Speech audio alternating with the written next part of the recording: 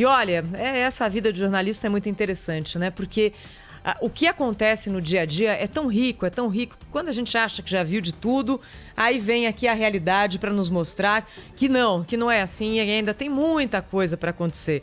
O que é que aconteceu com essa greve no metrô nessa manhã? Que sucessão de fatos estranhos, errados, que falha na negociação aconteceu, que comportamento, no mínimo insensível, do Sindicato dos Metroviários, que fez com que hoje, às 5, às 6, até às 7 da manhã, ônibus, metrô e trens estivessem abarrotados pela demora na abertura das estações do metrô. Deixa eu lembrar para o nosso ouvinte aqui a sucessão de fatos, no mínimo insólitos, né? No mínimo, eu não vou adjetivar muito, porque acho que a própria circunstância já mostra que muita coisa errada aconteceu, não é? Primeiro, a decretação da greve no fim da noite. Decretação de greve em pandemia já é de uma insensibilidade, já é de uma falta ali de noção de humanidade, que é de impressionar, não é? Porque se você decreta uma greve e as pessoas precisam trabalhar no dia seguinte, é evidente que o transporte público que já está lotado vai ficar mais lotado ainda. E aí a gente não está falando de desconforto, de um aperto maior, que já é muito ruim, mas a gente está falando de uma pandemia, de uma situação de saúde em que a aglomeração é a pior das situações para a propagação do vírus da Covid-19. Então, um sindicato que lida com o transporte público, que decreta uma greve nesse momento, tem que ter na consciência que a aglomeração causada pela greve pode ser um fator de propagação da Covid-19. Isso é líquido e certo, é assim que acontece. Muito bem, a greve foi decretada porque o sindicato não se conformava ali com as condições que foram impostas na negociação, a renegociação do dissídio pelo metrô. E aí só um parênteses, não é? Como é bom você ter ali a certeza de que você pode apertar e negociar até o fim e de que no máximo, o sindicato vai tomar uma multa que depois vai recorrer e não vai pagar nunca, não é? No momento em que a gente tem aqui 11 milhões de brasileiros que de alguma forma tiveram um salário reduzido durante a pandemia. E olha, ainda agradecem que isso tenha acontecido porque conseguiram manter os empregos. 11 milhões de brasileiros que tiveram aquela redução no salário aplicada, proporcional à redução também na jornada e com parte dessa perda compensada pelo mecanismo do seguro-desemprego. Mas não importa, ficar em casa nesse momento com a insegurança de falar, puxa, se o meu patrão reduziu o meu salário em 70%, quão dispensável eu sou? Será que eu volto? Num grau de incerteza que já existe, são 11 milhões de pessoas que não são ouvidas, são as tais das invisíveis, não é? Nesse momento. E aí, a gente tem uma categoria que sabe que nada vai acontecer, que resolve decretar uma greve no fim da noite. Muito bem, essa foi a parte do sindicato. Aí o que acontece? Se abrem negociações, também no fim da noite, com o governo do estado tentando reverter a greve, mas trabalhando com a possibilidade de que a greve fosse revertida já no dia seguinte. Será que ninguém pensou do tipo, olha, 1 da manhã, será que vai dar tempo de remobilizar as pessoas, de abrir de fato o metrô às 4h40 da manhã, que é o horário que ele tem que estar aberto todos os dias? Não, se negociou até o fim, se anunciou ali, conseguimos negociar um acordo e não haverá greve amanhã. Para quem foi dormir tarde, essa notícia chegou. Para quem acordou cedinho, ligou aqui no Pulo do Gato, na Rádio Bandeirantes, e ficou sabendo que não haveria greve. E aí o cidadão vai para o metrô e, surpresa, a porta fechada. Por quê? Porque faltou combinar com os funcionários. E os funcionários não acordaram e não foram para o metrô abrir literalmente a porta do metrô, a catraca, ligar a chave do trem para o trem funcionar. Enfim, é uma sucessão de trapalhadas, para se dizer o mínimo, que aconteceu. E o que a gente retratou aqui, infelizmente, com estações lotadas, pessoas aglomeradas nos portões, esperando que os portões abrissem, gente recorrendo a ônibus cheios, a trens cheios, em meio a uma pandemia. É claro que agora a situação já melhorou, já está quase normalizada e a tendência é que a gente deixe passar e vida que segue, porque também no meio dessa pandemia tem tanta coisa, né, pra gente pensar, mas não deveria ser dessa forma. Porque o que aconteceu hoje foi inadmissível, tanto da parte do sindicato quanto da condução dessa negociação, sem se pensar que a suspensão da greve, muito bem-vinda, teria que ser ajustada com aqueles que também fazem o transporte funcionar, cada uma, viu? Cláudio Humberto, direto de Brasília, agora 8h05 aqui na Rádio Bandeirantes. Bom dia, bem-vindo, Cláudio. Olá, Thaís Freitas, muito bom dia. Bom dia, Pedro Campos. Bom dia, São Paulo. Bom dia, Brasil. Olha, isso só acontece mesmo, né, em razão da leniência da Justiça do Trabalho. É preciso ser dito isso. O Pedro explicará melhor essa questão legal, mas uma greve nos transportes públicos, por exemplo, a lei exige aviso prévio. Além do aviso prévio, exige também a manutenção em operação de um percentual que eu acho que vai a 50% de toda a frota, se for greve de ônibus, se for greve de metrô. O fato de essa greve ter sido decretada durante a noite, isso chega a ser criminoso. Essa pelegada imunda e irresponsável que promove uma coisa como essa não merece o menor respeito, mas eles fazem porque não acontece nada com eles. Absolutamente nada. Né? Eles desrespeitam a lei, eles desrespeitam até eventuais decisões da própria Justiça do Trabalho, e os senhores da Justiça do Trabalho parecem estar ali a serviço da pelegada. Eles não estão interessados nos interesses da sociedade. Né? No primeira hora a gente ouviu o depoimento de ouvintes, né?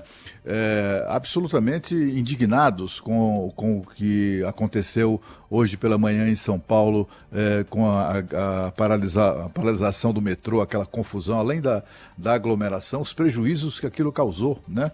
Prejuízo fundamentalmente ao exercício do direito de ir e vir das pessoas, as pessoas precisando chegar ao trabalho, outras precisando voltar para casa depois de um turno extenuante de serviço, né? E teve gente lembrando que trabalha em hospital e não conseguia chegar ao seu destino. A turma que estava ali que fez plantão de 12 horas durante a noite, tampouco conseguia sair do trabalho porque não iam deixar os pacientes sozinhos. Enfim, olha, o transtorno que isso causa, uma greve covarde, né? O que me espanta é que é trabalhador sacaneando o trabalhador. É trabalhador pisoteando o trabalhador, é trabalhador esfaqueando as costas de trabalhador. É exatamente o que essa pelegada promove quando faz isso. E olha, embora a gente esteja aqui, enfim, criticando como devemos fazer essa iniciativa aí de sindicalistas, né? Que foi eles que promoveram o estudo, que tipo de gente é essa que segue como cordeirinhos, né? A ditadura do pelego? Aí o pelego diz, não é para trabalhar, e os caras não trabalham? É assim? Né? Será que cada uma dessas consciências não se lembrou ou não percebeu? É claro que sim, que percebeu, né? Cada uma dessas pessoas sabia exatamente o que ia provocar aglomeração, ia provocar indignação, ia provocar transtornos aos trabalhadores. Não é uma greve dessa natureza não provoca grandes problemas às suas excelências, os secretários de Estado, de transporte, o prefeito, o governador, o secretário municipal, todos eles têm os seus carrões oficiais, eles não andam de metrô. Essa greve transtorna a vida de pessoas, de trabalhadores que precisam do transporte público. É uma vergonha o que aconteceu. Eu tinha até um destaque aqui que eu voltaria a falar ainda neste programa sobre um vexame. Aqui a Ordem dos Advogados do Brasil, a direção nacional, submeteu ministros de tribunais superiores ontem durante um evento. Foi um vexame, viu?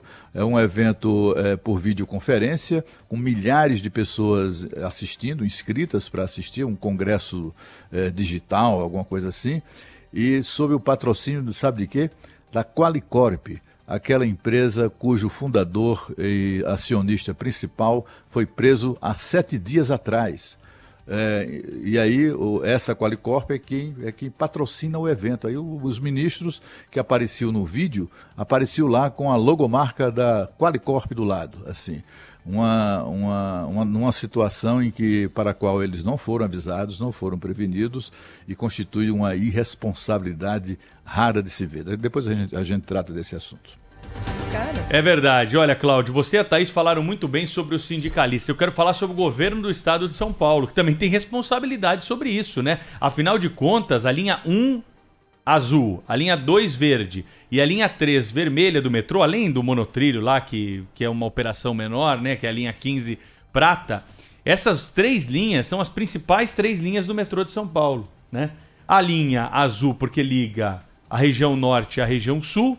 A linha 2 verde, porque passa pela região da Avenida Paulista, indispensável dizer aqui a importância da Paulista para a cidade de São Paulo, e a linha 3 vermelha, que traz todo mundo da Zona Leste para trabalhar na região central e depois leva esses usuários de volta, né? O governo precisa ter uma reação à altura ao tamanho do problema que foi causado pelos metroviários hoje em São Paulo. Precisa se apurar e saber exatamente o que aconteceu, né?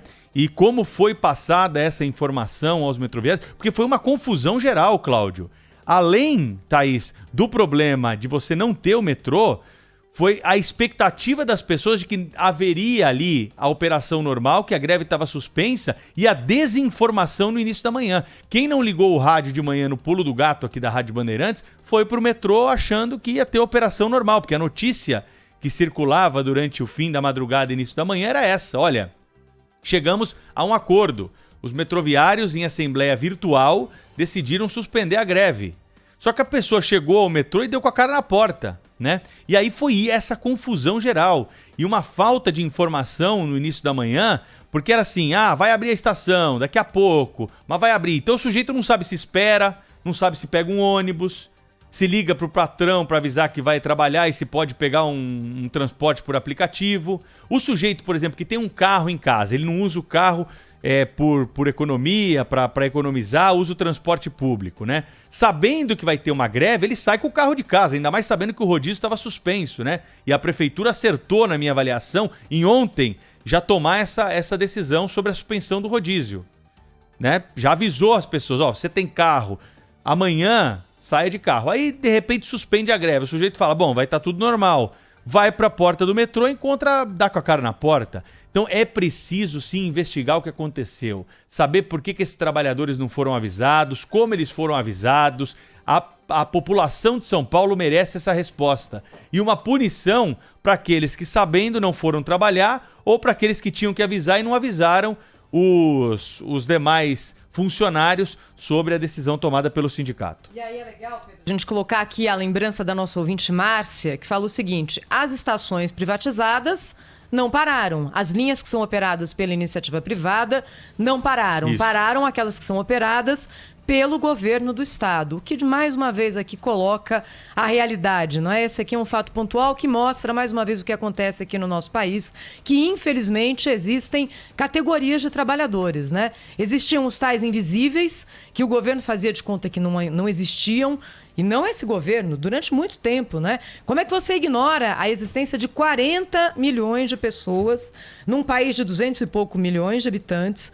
Por quê? São pessoas que não têm emprego, não participam de nenhum projeto social, que não têm renda, que não declaram imposto de renda, mal e porcamente têm documento. Você ignora essas pessoas. Elas estão ali se virando, não estão enchendo a paciência do governo. O governo pode se preocupar com coisas mais importantes, como, por exemplo, a eleição para a presidência da Câmara dos Deputados. Mas, enfim, agora elas apareceram porque, no meio dessa pandemia, a possibilidade de que elas continuassem se virando que nem milho, virando pipoca, não existia mais. Aí elas tiveram que ser descobertas. Existem essas pessoas sem nenhum tipo de garantia. Existem aqueles funcionários que têm algum outro tipo de relacionamento com as empresas e que nesse momento têm a proteção, por exemplo, do seguro-desemprego quando tem os salários reduzidos. E aí tem a casta ali em cima dos funcionários públicos que, em termos de estabilidade, de possibilidade de que nada vá acontecer com eles, nesse momento tem uma situação muito privilegiada.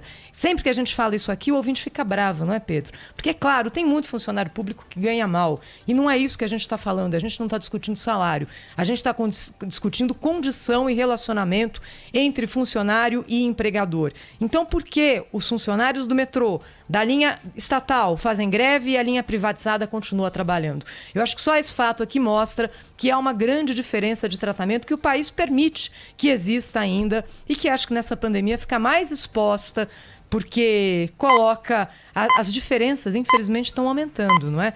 E nesse momento essas diferenças ficaram mais uma vez visíveis nessa greve ou quase greve ou esse monte de coisa errada que aconteceu nessa manhã envolvendo os metroviários. Olha o quinto sinal marcando 8h15, Pedro.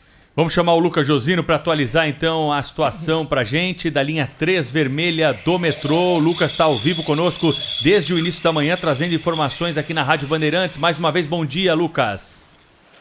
Oi, Pedro, muito bom dia a você mais uma vez. Thaís, Cláudio, ouvintes ligados no Jornal Gente da Rádio Bandeirantes. Quem chega aqui agora nem parece, nem sabe que teve essa paralisação hoje cedo. Situação agora muito calma, muito tranquila nas catracas. Para quem vai embarcar também na linha 3 vermelha, na linha 11 Coral, as duas linhas que passam aqui pela estação Corinthians e Itaquera, que é o epicentro da Zona Leste. Muita gente sai daqui para ir trabalhar, principalmente nesse horário que teve paralisado hoje, viu, Pedro? Por volta das 6h30 da manhã, é o horário de maior movimentação aqui na estação Corinthians e Itaquera. Agora a operação normal, mas como você disse, Pedro, quem passou por aqui mais cedo enfrentou um caos total. Eu conversei, inclusive, com alguns metroviários que estão trabalhando aqui agora, aproveitei que deu uma acalmada no movimento, poucas filas, e acabei conversando com alguns. O que aconteceu? Eles me disseram o seguinte: a gente foi avisado durante a madrugada que não teve greve. Eu durmo cedo para acordar cedo. Então eu estava dormindo. Quando eu olhei meu celular, já era tarde, por isso atrasei. Esse foi o caso de um metroviário. Mas disse que os outros foi a mesma coisa.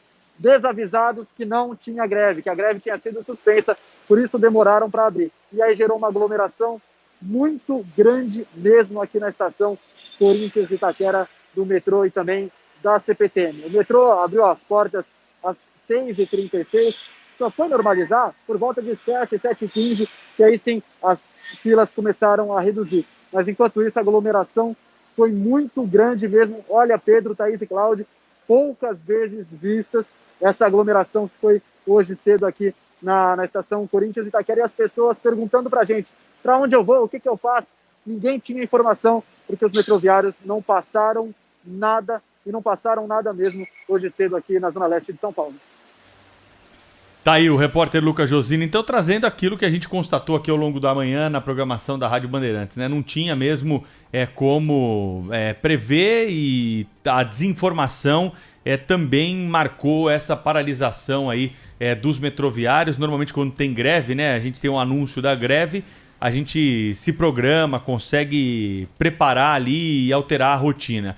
Sem esse aviso, né, foi o que aconteceu. Muita gente foi lá para a porta e não sabia se esperava porque o metrô iria abrir na sequência, ou se já pegava um ônibus, mudava o caminho, se voltava para casa. Ficou todo mundo que nem barata tonta aí na porta das estações de metrô aqui de São Paulo nessa manhã, mas agora a situação já está bem melhor do que foi no início da manhã aqui em São Paulo.